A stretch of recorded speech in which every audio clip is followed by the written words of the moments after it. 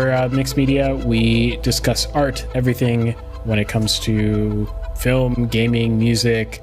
Those are our sorts of niches, expertises. But we also like to talk about anything art related in general. You know, I've talked about economics as it relates to artists who are sort of striking it out on their own. We've talked about philosophical topics. We like to talk about anything art. Really the goal, I think, at least is the way I think about it, is to sort of provide discussion that's a little bit more in depth than you're probably used to about a wide variety of things, and hopefully the sort of combination of our three different sort of areas of interest gives you a broad idea of, a different perspective on art. You know, as we combine them, we riff off of each other and all that kind of stuff, add each other's 2 cents, maybe argue with each other on occasion, or whatever it is that you can benefit from that at the end of the day from our combined insight. And the goal for me, at least, is to sort of continue to elevate the presence of art in our everyday lives, and make that a little less superficial, I guess is the right word, in the way that we think about what we consume on the day-to-day, because it's the kind of thing where as we become wealthier, we consume more of it, but a lot more thoughtlessly. It's a very interesting sort of paradox going on. Whereas, you know, maybe if you saw art a little less, you would treat it with a little bit more reverence, right? But anyway, that's a whole thing I'm not going to get into. But yeah, in this segment, I'll be talking about Dune. Dune is a 2021 release. It's still in a lot of cinemas, although I was late to watch it, so I'm kind of at the trail end of the interest peak here, which is okay. I didn't get a chance to watch it, you know, when it just came out. This movie was in production for a long time. It sort of bounced around in terms of its release date because the theater situation was questionable and whether they could, you know, make money and blah, blah, blah. So we ended up with an October release for Dune. And so I'm going to be talking about, as you can see in the title, that it was a little bit disappointing for me. Not just a little bit, sorry. I should say it was a lot a bit disappointing, and I have a lot of spicy opinions in here. But I hope that you know that I'm not just trying to be controversial for the sake of controversial or anything like that. I actually want to know what people see in this film. I want to understand. I would like to understand it. So if you want to let me know what you think about the film, if you're listening right now, just chat. But if you're listening in post, I don't know, hit us up in the various ways that you can, so you can let me know what your thoughts are on Dune, and I'll almost certainly respond to them our next show, if you do so. So yeah, Dune. I guess I'll go first into the context in which I saw it, the context which the film was made. So I saw it in IMAX. I've only seen one other film in IMAX, believe it or not. It's not something that I could do when I was younger because there was no IMAX theater in any reasonable distance from my house. So we really only had one theater of size near my house growing up, so that, you know, I went to the same theater every single time. And I actually appreciate that theater a lot more now as I experience a lot more diverse viewing conditions. I didn't realize how diverse viewing conditions could be at different theaters, especially big chains. Even, you know, some theaters are drastically different from others. I appreciate the quality of that theater. So shout out to you, Freehold Metroplex, AMC Freehold Metroplex, for having a good theater. So yeah, I saw it in IMAX. The only other film I saw in IMAX was Dunkirk. And that was a little bit different because I saw Dunkirk projected on 65 millimeter film, I believe. Either that or it was I think it was 65 millimeter print that it was projected off of. So they were projecting in the IMAX theater off of the actual roll of film. So it was a very analog experience. And I actually had a very bad time watching Dunkirk. I had a bad time because my expectations for Dunkirk were kind of... I was kind of let down with the film in general, but also the viewing experience was kind of not great, for me at least. Oh no, I'm frozen. It's because someone's calling me. That always happens when someone calls me. It's very inconvenient. Okay, I'll be frozen for a moment until the call goes away. But yeah, and it had a bad experience with Dunkirk because there was this flicker that was very aggressive with with this 65 millimeter projection. Oh, for some reason the call has affected Ben's aspect ratio as well. That's strange. Okay, there we go. We're all good now. And there's this aggressive flicker. There's this weird uneven luminance on the screen. And overall, I was excited to watch a great film projection, and I realized there was a lot of limitations to the physical aspect of projecting film of that size, and it really distracted from the experience and kind of soured my opinion of IMAX after I paid that much money for the ticket. But Dune, Dune was projected digitally IMAX in the theater, although I believe... No, I'm confusing it because I saw multiple films in one day. But I believe it was produced digitally as well. So I believe the cameras are all digital. So a total digital experience. And the IMAX projection was perfect, flawless. In fact, I kind of really like it. I'm not going to lie. The gigantic screen, when everything is working properly. The theater I was in had a much better sound system than a lot of other theaters I've experienced. So definitely high quality sound to go with the gigantic, nicely projected image was a good experience. Oh no, I'm frozen again. What the heck is going on here? Oh no. There we go. I'm back. Okay. So the projection was great, is what I was going to say. And now I probably will want to watch other, especially gigantic blockbusters that were shot on large format cameras. Yeah, I can see the appeal now for spending that little extra money. On occasion, I get it. Although I think for most films, it's not 100% required or anything like that. It's a little bit of a novelty. Okay, so yeah, projected great. Had a great viewing experience in that sense. The circumstances in which the film was made, like I said, it was delayed. But let's take a look at the money for a moment. This film was very expensive. To create, which makes a lot of sense. As I was watching, I was like, this looks like money on the screen, and that's exactly what it is. It had a Marvel movie budget, essentially. Its budget was, let's see, I have it written down here. I believe its budget was $165 million. Definitely on the bigger side. Not an Avengers movie, but definitely on the bigger side there. And its revenue domestically was $41 million as of today, which is not good. A little bit better when you look at global, which is $220 million. Also not great. Because remember, the rule of thumb is that you have to double the production budget to account for marketing, and I definitely know Dune was marketed heavily, just because I was assaulted by it here in New York City. The marketing for Dune was like literally everywhere. And so I think it definitely was expensive. So that means the total production of the film, could cost something like $330 million. So they've only made $220 million thus far, and we're this far out into its theatrical release. That's not good. That's definitely not good. I think that the film might have been too expensive for its own good in the sense of what it should have expected for revenues. Although it didn't anticipate, of course, what would happen to theaters in the intervening time. So there's that. I don't think, by the way, that number's lagging because the movie's bad or anything like that. I think that number's lagging for a whole bunch of surrounding reasons. Is it like, I assume, I haven't heard anything about it being released on any streaming service or anything anywhere else. But do you know if it's available anywhere else? No, I don't think it is. I think it got a proper theatrical release, and that's because I think the director Denis Villeneuve has a sort of wanted to keep that sort of sanctity of the theater, which I'm all for. It didn't really work. And you can check out they have various episodes about theaters and what's wrong with them and all that kind of stuff. If you go and look in our history, you'll find a whole bunch of episodes about why theaters aren't doing very well. It's not just the pandemic that caused this problem. The pandemic just kind of made the problem extremely obvious. So check those out. I don't blame him. I don't think it's his fault.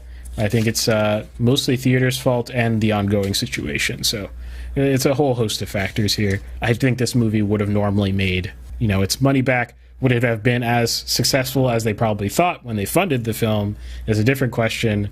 Probably not, which is it's just kind of crazy, just because the film's expense is so large. So, big disclaimer before I talk about specific details. I know nothing about the Dune universe, and if you didn't know, Dune is a book series. I think there are 4 or 5 books. I'm not 100% sure. I've never read them. I heard about Dune as a, like, you know, cultural thing, like, a few times in my life. I didn't know anything about it. I still don't know anything about it besides what I've seen in the film. I know there are a lot of hardcore Dune fans out there. Don't kill me for things that I say, because I literally don't know anything about it. But it's a sci-fi series that takes a sort of, from what I can tell, a sort of like realpolitik sort of approach to sci-fi.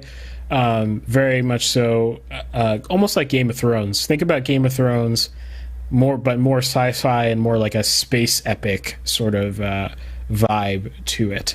And since I said space epic, the general gist of it, without spoiling anything, of course, is that we're following sort of this royal family who has a son who has a lot of mysteries surrounding him. Great book. The first movie was terrible.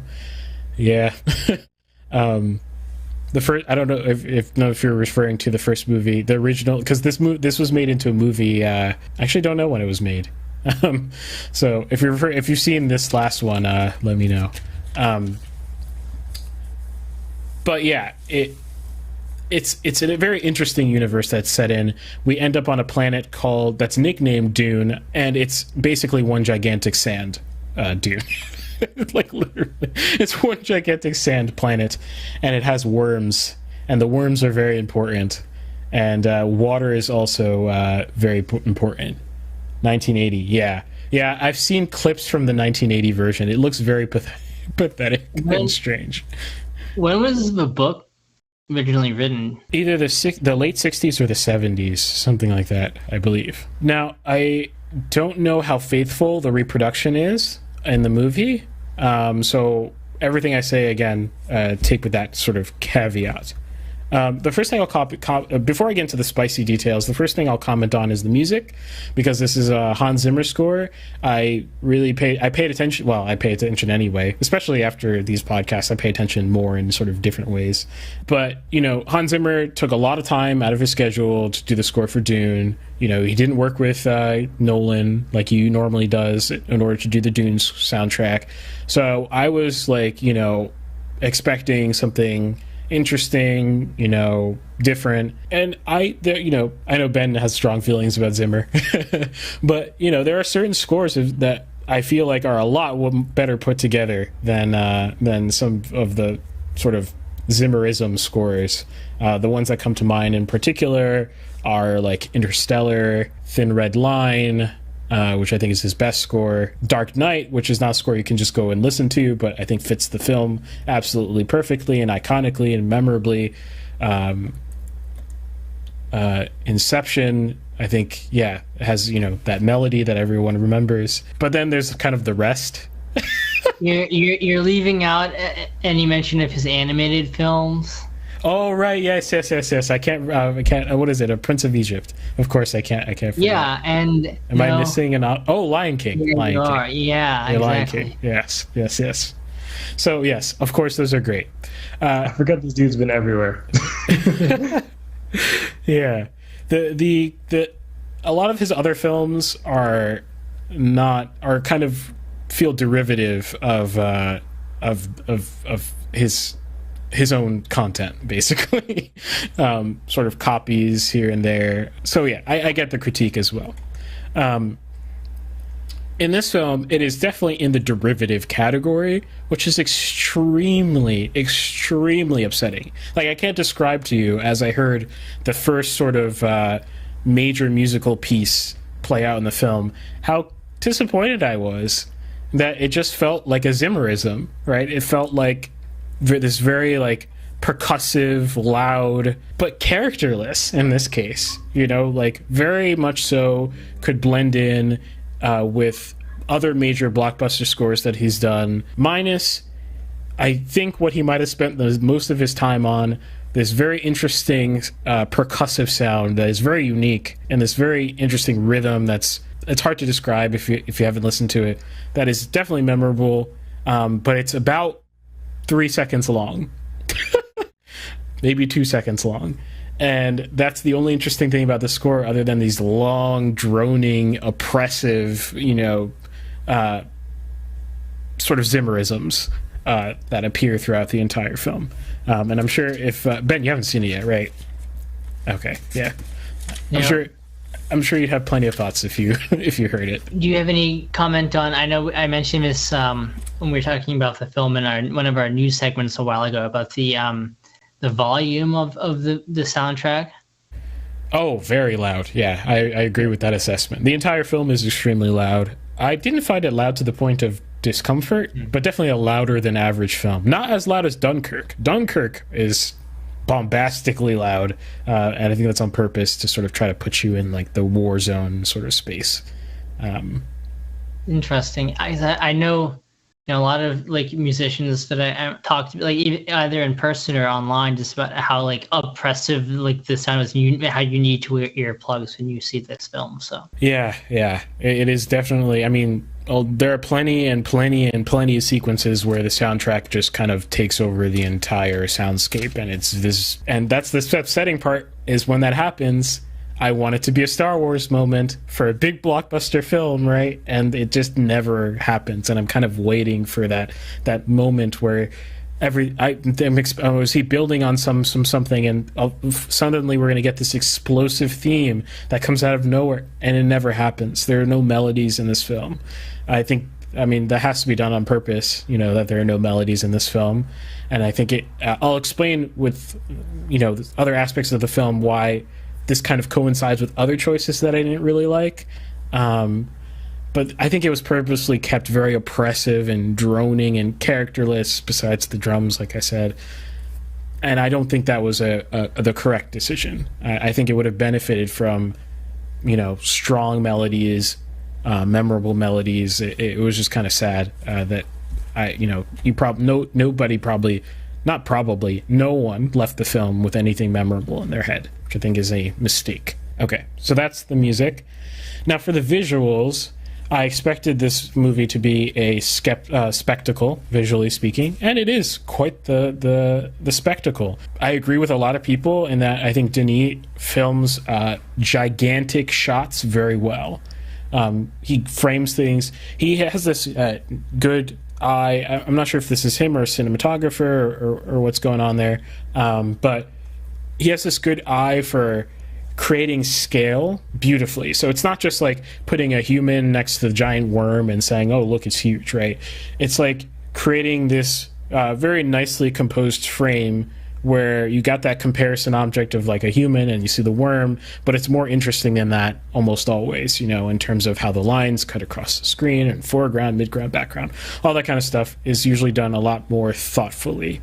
So I really appreciated that. And the planets and the set design and the costumes, everything was really, really well done. Like, very detailed, a lot of attention to detail. Nothing felt out of place, as if some intern did this thing, or like some amateur did that thing. Everything felt nice and cohesive in terms of the art direction in general. I remember looking at, there's this city on Dune on Dune that is gigantic and has this just crazy architecture, and it looks freaking phenomenal. Definitely a sort of a spectacle sort of situation going on here. The VFX is phenomenal as well, except in a few random places where it kind of threw me out, like where just some random thing wasn't done as well, and that feels like a time constraint problem, like just randomly something wasn't given enough love. And I have, unfortunately, too sensitive of an eye to ignore it, although many people may just not notice, especially when most of the time it's pretty excellent. Then it comes to the part of the film that I think is the part that irritated me the most, and that is the actual story itself. Now, this is not a spoiler. You get this sort of thing in the first frame of the film. I think it's literally the first frame of the film, where it says Dune Part 1. Now, I did not know what the layout would be for the future of the Dune franchise. I think the marketing is very misleading for how the film is portrayed. Now, I'm not saying that they promised me that it was only going to be one film, and I suspected that there would be more than one film going in. But I'll explain in a moment why the way the film was marketed sort of left a bad taste at the end of the film, because it's going for a very particular thing that it was not selling you in its advertising. So that being said, this story is very much so a first of many, and very obviously a first of many.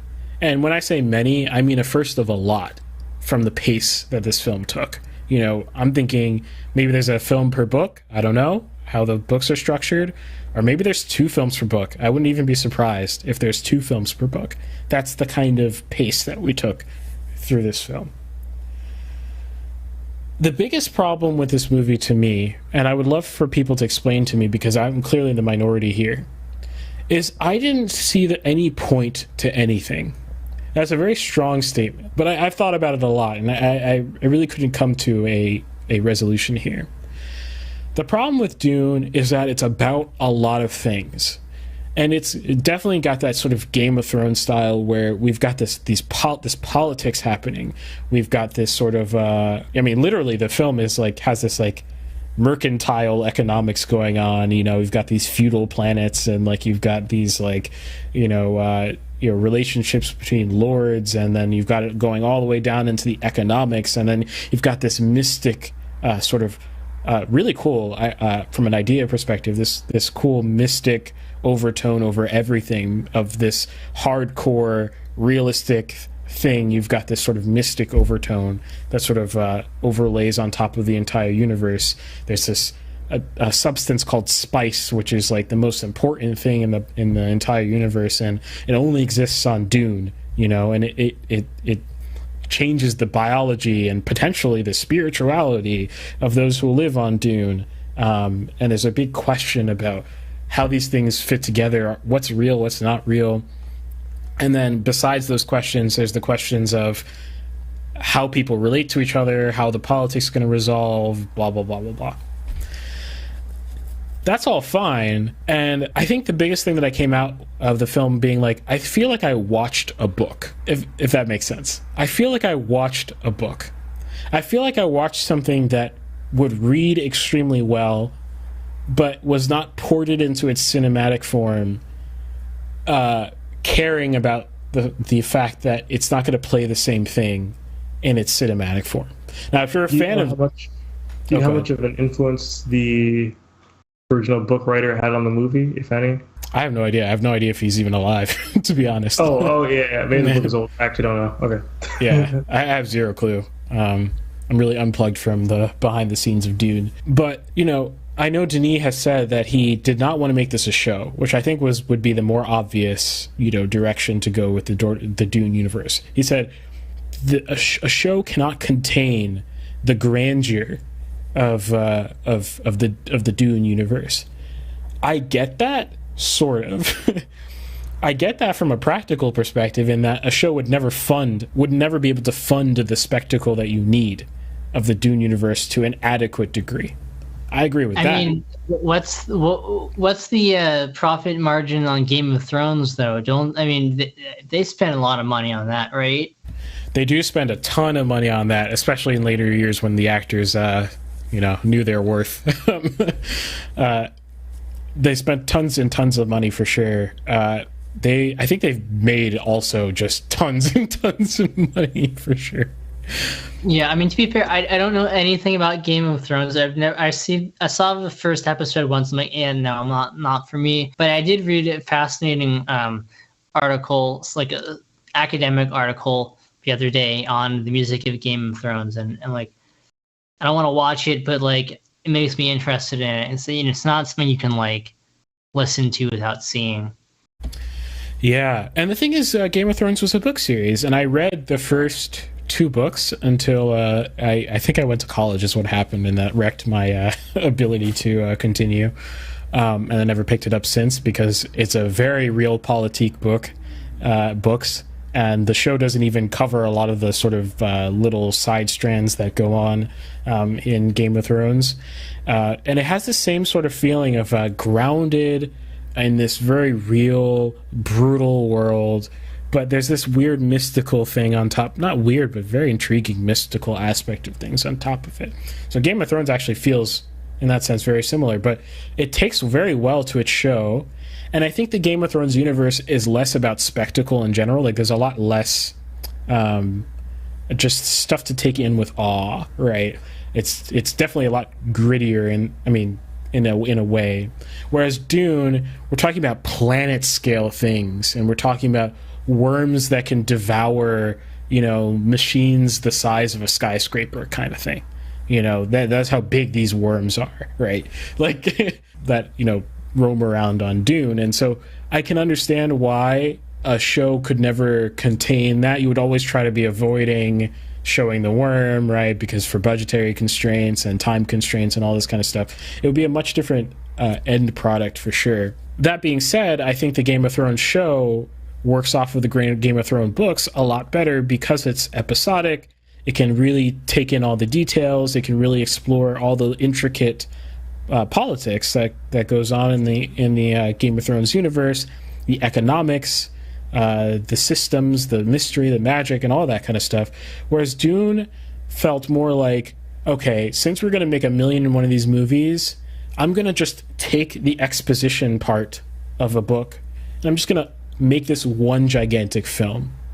And when I say that, I mean literally this entire film was 2 hours of exposition for what's to come. I don't know, because I haven't seen the film, and I also, know absolutely nothing about Dune at all. I barely knew it was a thing at all until the advertising for this thing. But I've heard that it's about a third of the first book in the film. Oh wow! Okay, that makes a lot of sense. That's what I've heard. So I can't say that with any certainty, but I guess Villeneuve is really, really committed to this franchise, is what it sounds like, because that's a lot of. He'll be making these literally for the rest of his life if he's planning on making all of them. And it sounds like he's the only one who's gonna be making these, because this is his brainchild. He pushed for this. He raised the money. He's looking at raising the money for the next one. He's not sure where all the money is going to come from. So clearly this is a passion project for him. And if this is only a third of a book, my goodness, that is a lot of films that he's planning to make. So yeah, so if it's the first third of a book, that's literally what it felt like. It felt like the exposition portion of a book. What would normally be in a film, maybe the first 30 minutes, if you're going to take that sort of structure, where you're kind of dumping the exposition at the front, just all one gigantic film, which is deeply unsatisfying, right? The film ends, and you're like, okay, I don't care. Or at least that's how I felt, All right, I learned a lot, but nothing happened. I mean, a lot happens. I shouldn't say nothing happens, but nothing connects to anything meaningful, a larger picture, a grander story. There's a lot of questions that are being. It's just like the film is putting forth question, but it doesn't give you any thematic even relief. You see, I think if the film had a thematic core that was exposed somewhat and promised you something, I would end the film caring, right, about what happens next. But there's not even a thematic something for me to latch onto. There's no core meaning. It feels like we're doing a whole bunch of stuff that doesn't have any attachment to any larger picture. Now, I recognize that larger picture might become exposed in the next film, or that Denis is intending for the entire series to function as this big, beautiful work of art in total. I just don't think that. Personally, I don't look at feature films that way. It's one of the things that I don't like about Marvel films, although ironically Marvel films are a lot more complete in of themselves than his film was. I think it's a little bit misleading, honestly. You're going to watch a feature, not an episode of something, and it feels exactly like an episode of something that takes 2 hours to complete. That's my feeling, at least. And the most egregious part, in my opinion, is that the pacing of the film is slow, like Not slow, because I actually really love slow burn films. So my favorite films are what people would consider slow burn films. That's not the problem I have with it. I don't usually actually don't even like when films attempt relentless pace, because so few can do it well. This film, I felt like it was really loving itself the entire time, if you get what I'm saying. It was really reveling in its own, awesomeness. It's like, look at this worm, it's huge. Look at this city, it's unique. Look at this mystery dream, it's a mystery, And it just kept going through those things, and that meant I wasn't bored at any point in the entire film. But that meant by the end of the film, I felt like all my time had been taken advantage of.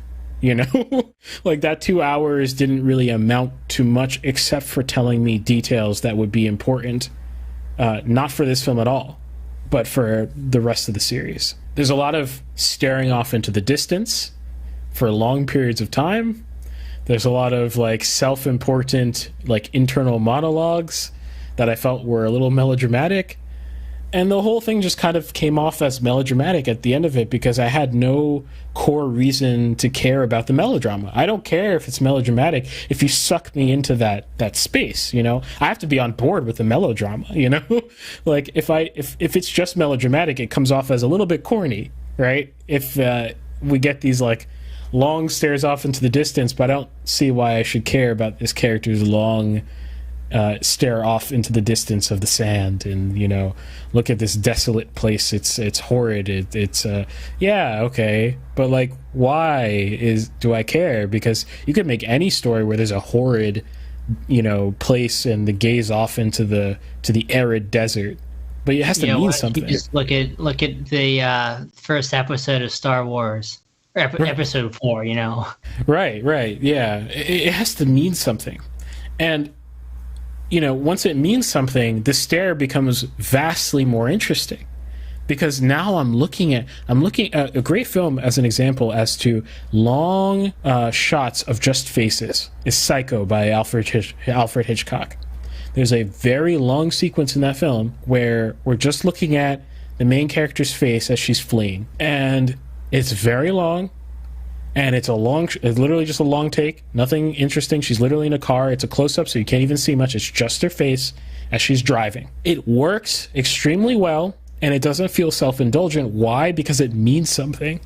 And it's like the film had already created the meaning behind that shot by the time we got there.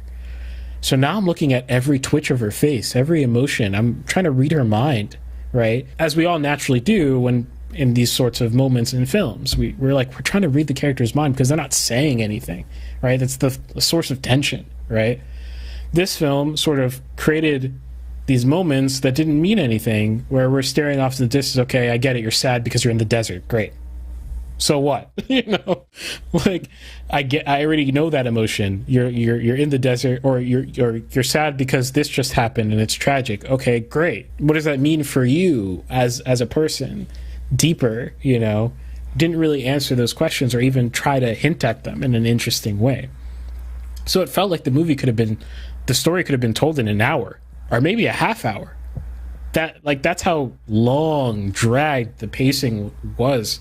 And it had these gigantic action sequences, like gigantic Marvel-sized fight scenes, and it just didn't mean anything to me at the end of it. I was like, okay, well choreographed, sometimes well choreographed fight scene, okay, so, like, what does this mean? Okay, this character got stabbed. All right. I didn't really care about him already because he didn't give me enough time with him, enough real quality time with the character to care about who that is, And then I remembered that Denis Villeneuve is also the person who made Arrival. Then, as I thought about it, I was like, this reminds me so much of Arrival, it's ridiculous. Have you seen Arrival, either of you? Have either of you seen Arrival? Yeah, I saw that in theaters. Oh, you saw it with me, Nathan? Yeah, I think so. I've seen it, though, for sure. What did you guys think of it? I thought it was a terrible film. Really? It's been a very long time. I can't remember the specifics, but I do remember I like the concept, and it has seeped into my game idea brainstorming. and the concepts are that are displayed are interesting to play with. I don't think I didn't like it though when I watched it, but I also don't think I thought it was anything crazy. Yeah, well, that's the thing, right? Like, if this movie wasn't presented to me, and same thing with Arrival, as this earth-shattering concept, I probably would have walked away being like, okay, I entertained myself for a few hours, you know?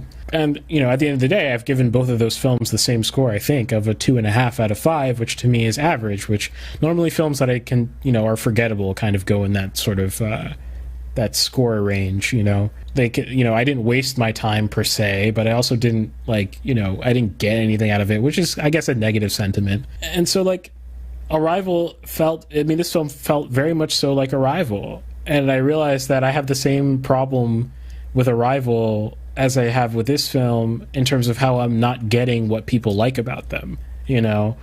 In Arrival, a lot of people are like, this is so deep and meaningful, and, you know, I didn't think so when I watched it.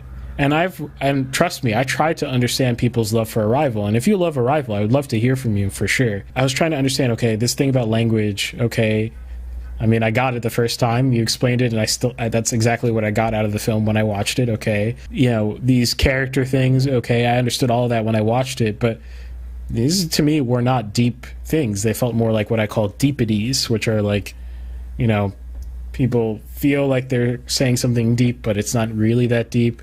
Like something like, we are all one, you know. It's like, okay, great, now there's nothing to extract from that, really, you know. Like, you know, it's something that sounds deep, you know. It's not something that really, unless you expand on that idea in a deep way, right, which would be a little bit different. Arrival and Dune feel very similar, where it feels self-important, like, look at this deep thing, but then it's not a deep thing that I'm looking at. I'm looking at an average thing, you know. And every time you do that, it kind of pulls me out of the space, because I'm like, I don't think you're as clever as you think you are, or that's not the right word, I don't know, just as interesting as you think you are, if that makes sense. You know, and Arrival had these long blank characters as well. It was in that era where there were a lot of these characters. Arrival was made where you had these main characters, predominantly female, which Arrival also has, that are just blank slates. Like, they don't talk much, but they're not talking much doesn't add anything to them. They're sort of existential-ish, but they don't expound on anything besides I'm existential-ish, right? Like, that's the extent to which they have a character. That era was fraught with them, and it felt like I returned to that era with the main character, who's played by Timothée Chalamet, who's been quite the pop star of late. Not pop in music, in terms of music, but, you know, popular person. And I've seen The King, which has him as well, and I know he's a good actor. You know, he's pretty good. I don't think he's like the best thing I've ever seen, but he's pretty good. And in this film, he does pretty good. Everyone does pretty good. You know, and at the end of any scene I see with Timothée Chalamet just sort of introspecting in his head, I don't even have purchase to what he's thinking. Not even the first clue as to what he's thinking. In fact, I'm not even given a reason to care why I should care about what he's thinking, right? So every time I get that he's sitting there and he's eating or something like that, or he's thinking about what he just heard, it's good acting because that's what he's given. But, like, in terms of what I get nothing, you know? And so I'll wrap up with this, basically. At the end of it, I felt as though I got nothing more than what should have been a great, fun blockbuster turned into a melodramatic sort of prequel, half prequel, I should say, is really what it felt like. You know, non-complete story, ended on a cliffhanger that didn't really make me want to see the next film, felt slightly misled, and that's a shame, because I really wanted to like this film. All the stuff I saw from, you know, the marketing and stuff like that, a lot of these shots were grand and beautiful, and they were there, but they didn't mean anything at the end of the day, which is what you really get excited for, is that these grand shots would mean even more in their context, right? That's the same. If it was marketed, if I had a different, you know, expectation going in, I probably would have been like, hey, I'm probably going to forget everything that happened in this film. I'm probably not going to be jumping to see the next one, you know, anytime soon or anything like that.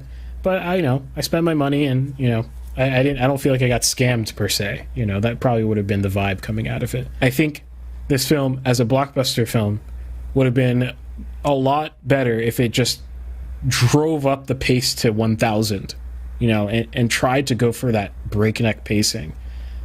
And then by the end of it, I think I would have been like, okay, I want to see the next one, because that was a white knuckle experience. You didn't give me time to breathe.